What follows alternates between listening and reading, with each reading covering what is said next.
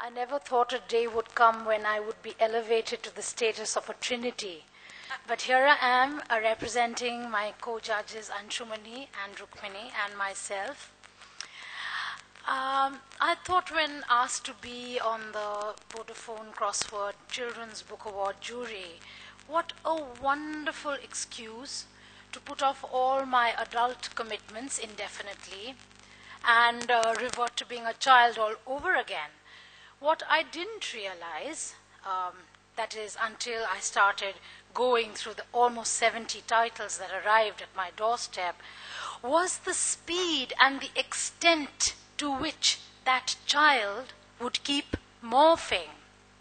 From an infant chortling over picture books and rhymes, to an under 8 or an over 10, enthralled by comic books, curses or riddles, to a teenager obsessed with lists or boys or potato chips, take your pick, to a girly girl besotted by shiny, sparkly thing, to a manly boy climbing Mount Everest, to, thank God, an adult, reliving some of her favorite children's stories by Sukumar Rai, by Satyajit Ray, Photik Chand, by Leela Majumdar, Yellowbirds, and Burmese boxes. So I came out of this cauldron that was bubbling with every possible book that could be written for young people with a severe identity crisis. Who am I? Where am I? Indeed, what or why am I?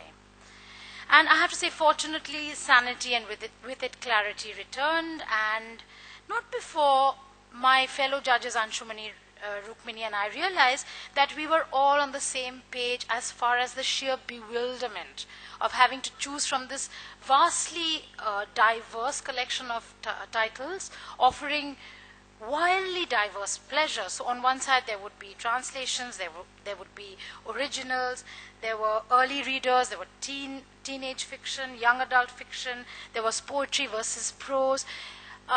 A lot like the non-fiction category, this is an omnibus category. And I think having all these various categories pitted against each other made it very scary, very difficult. And I hope in future that can be addressed so that we can be fair to each category in its own right. So how are we to make this very uneven ground into some sort of level playing field? We looked and re-looked at our favorites. Indeed, we looked at each other's favorites very closely. We read, we reread. Like all the others, we argued, we quarreled. But we agreed on one thing, that the final shortlist would comprise titles that met a few very, very critical parameters.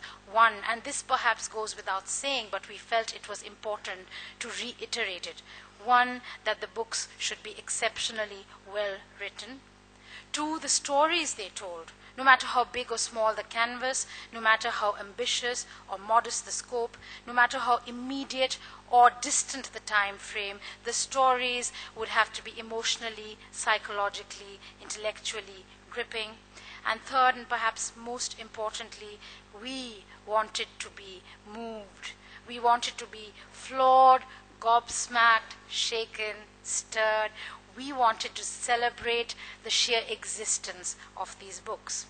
And that's how we arrived at, you already know the shortlist, but that's how we arrived at Ruskin Bond's pitch-perfect school story, Mr. Oliver's Diary, Geeti Chandra's fabulously imagined fantasy, The Fang of Summoning, Deepak Dalal's intensely narrated, vividly located two-part Sahyadri adventure, Anirudh's Dream and Koleshwar's Secret, Ranjit La's sensitive and stirring Faces in the Water, Moti Nondi's beautiful sports fiction of a gutsy girl swimmer, Koni, the story of a champion, translated marvelously by Shumona Mukherjee, and Anushka Ravishankar's luminous and laugh-aloud funny, At Least a Fish.